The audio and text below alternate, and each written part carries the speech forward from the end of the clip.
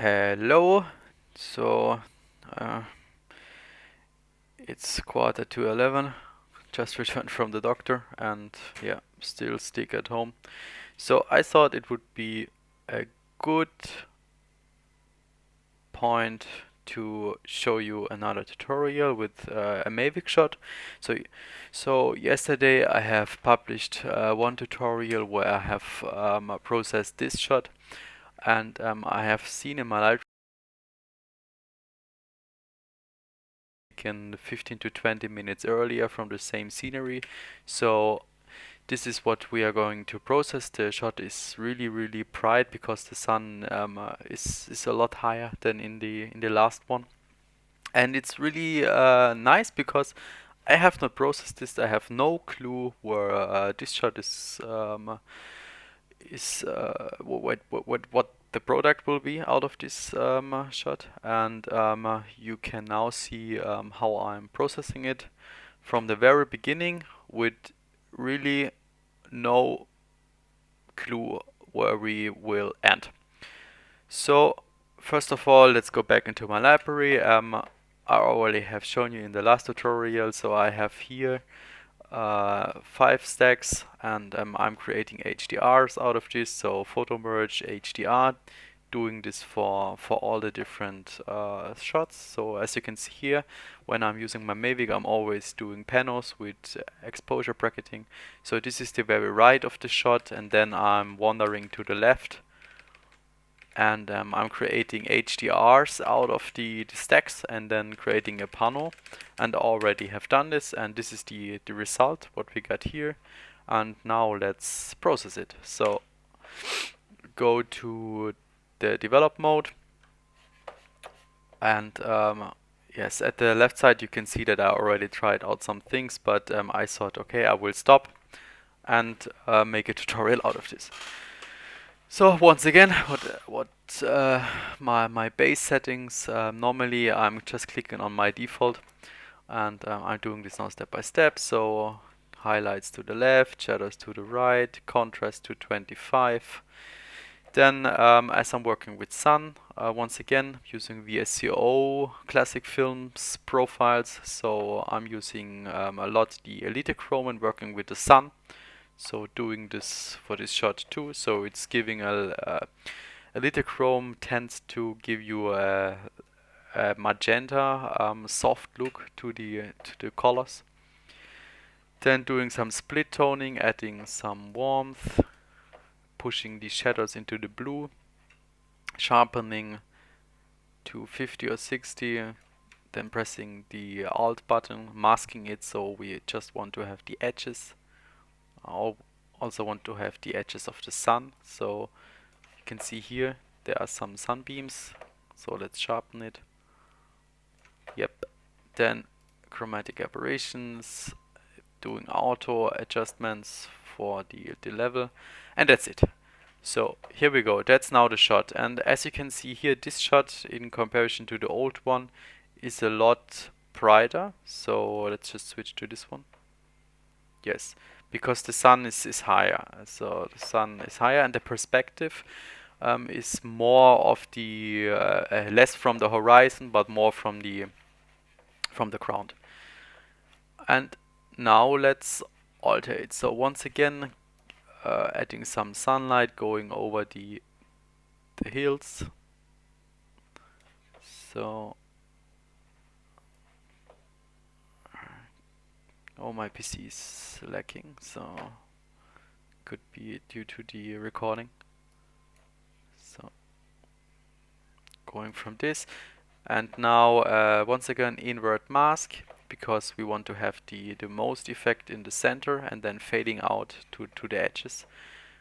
Then adding some exposure to it, some blacks, because sunlight is exaggerating the colors, and the dehazing is just blurring a little bit the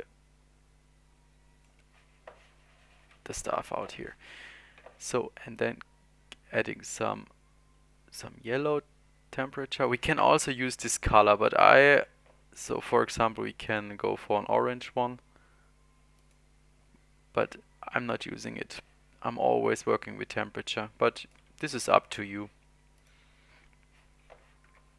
So let's just close this once again, and this one too. Hello. Oh my gosh, PC is really getting slow. So there we go. And then we darken the shot a little bit because we want to have the sunlight. So then we will darken the sky. So using a linear filter, darken the sky a little bit,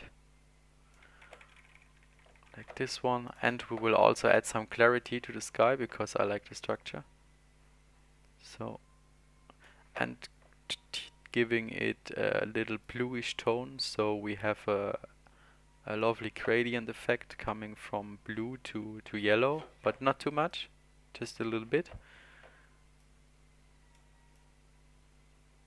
So, and then let's just push the highlights. I just want to see if the light is a little bit better. So pushing the highlights but decreasing the exposure. Yeah, like this. Yes. This is nice. So just a little bit more. I don't know. Hard to tell. I think for the atmosphere this is better.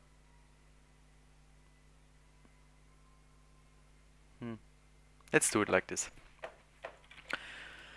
And then let's give this part a little bit more light here. And adding some clarity so that the viewer can also see some details in the horizon. Okay, and now what we want to do is we want to emphasize this here, those light parts, that one and that one, and afterwards we will also emphasize the trees, the yellow of the trees, because that's really nice. So once again, take an inverse radial filter, put it here, give it some exposure, add some clarity to it because this will track the view, track the eyes of the viewer, and doing it, giving it some yellow glow, and also here, but a little bit smaller, like this one.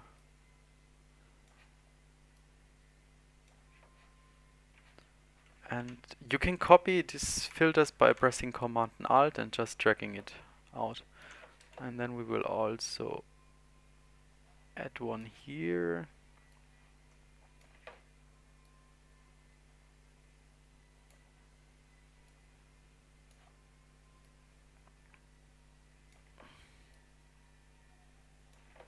And a last one there, smaller.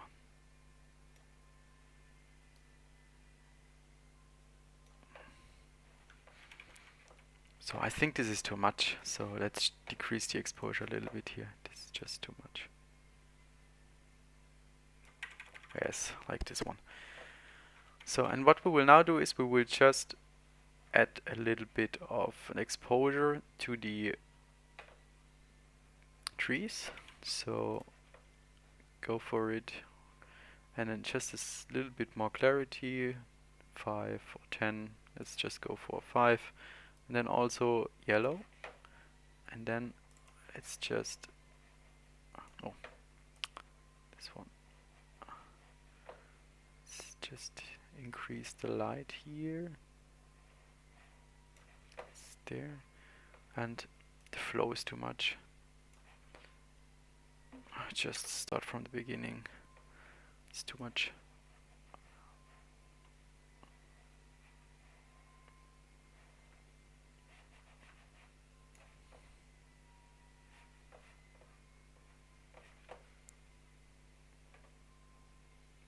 also there.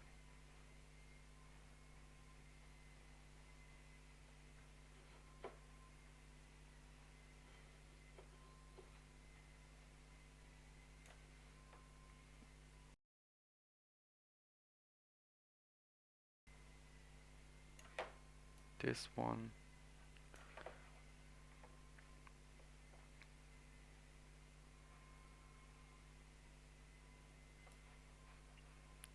Those ones.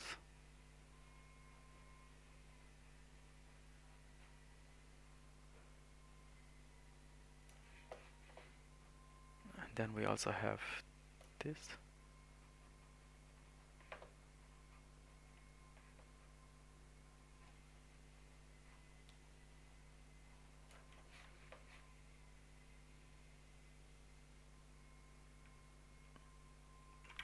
Okay, and now what we will do is we will give the shadows.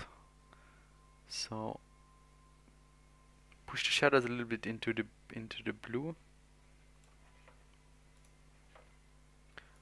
like this, and then we will emphasize the shadows just a little bit. Going over here.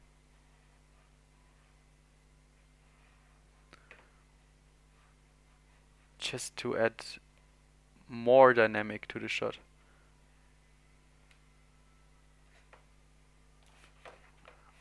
Then also here.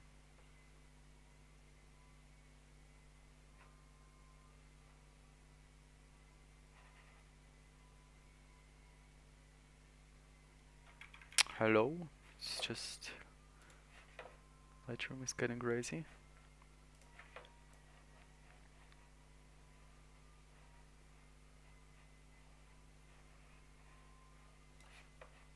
And also there.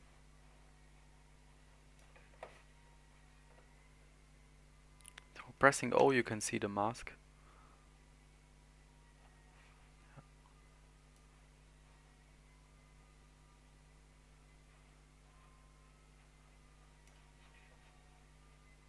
So then there with another one.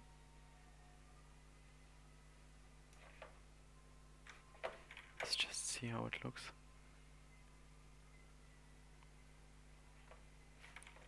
Yep. So, and what we can now do is we can increase the overall luminance, means how bright some colors are. We'll just push the yellow a little bit.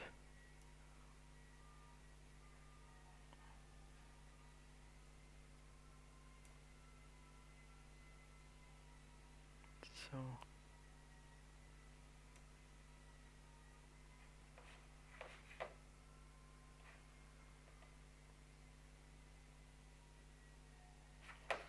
no,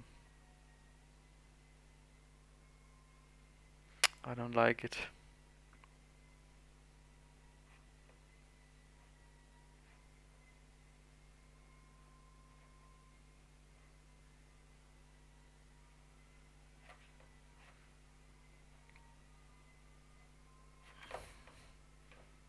Don't like the green. Let's just see what happens if we push the orange. It's too much. And the yellow. The yellow is fine, but not too much, like this. And then decrease it. Decrease the exposure.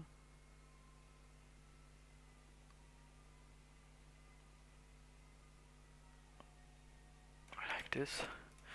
Then maybe we can also, so for example,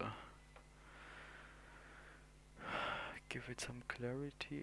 I want to emphasize the beams of the sun because this looks nice. So this one.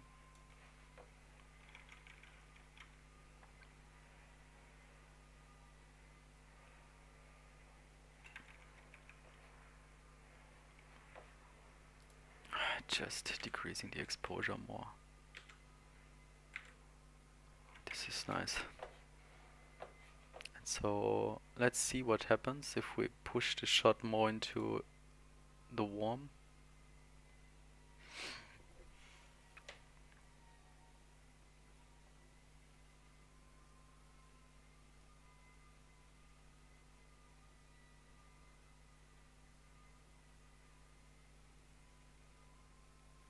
this is nice. Going back. Hard to tell. Normally I like warm shots more, but I like the gradient effect of the blue in the sky and then going over into the orange. But go back.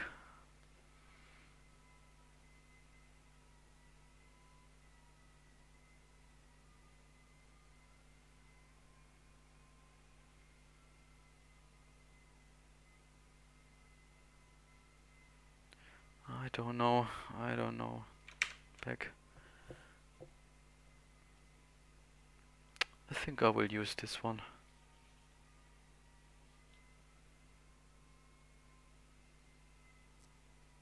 Yes. So, I just want to check something.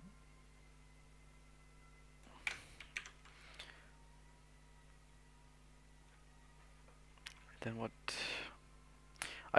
Normally I don't use this vibrance slider because I think with HDR you have vibrance enough, but sometimes I'm just checking what's happening. That's okay, that's nice.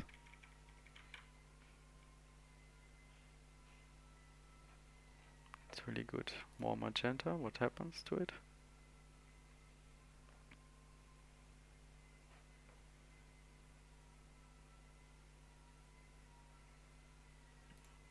Like this one. Oh, this is really nice. Let's just emphasize the small village.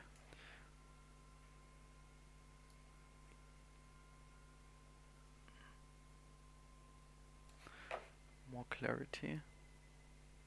Never use clarity, the global clarity. Never do it. This won't look good. Only selective clarity, because clarity just in some points will drag the attention of the viewer. If you put it in overall, no one will recognize it. And it's just looking not so nice. Yeah, this is no. Let's just check.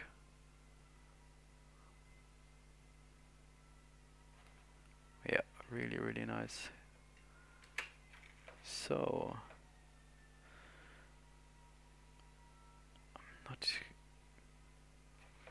I will just, this is too much magenta in the sky, don't like it.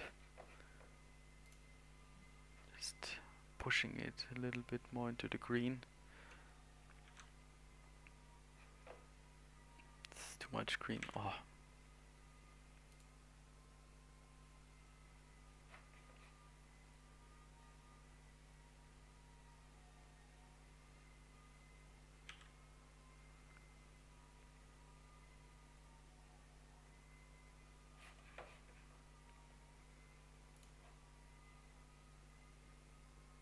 Yeah. This one.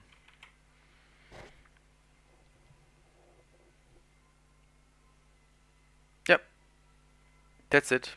That's how I will post it now on my account. So thanks for watching this tutorial and this processing. Hope you enjoyed it, and if you like this video, subscribe to my channel or share it or do whatever you want. Bye bye.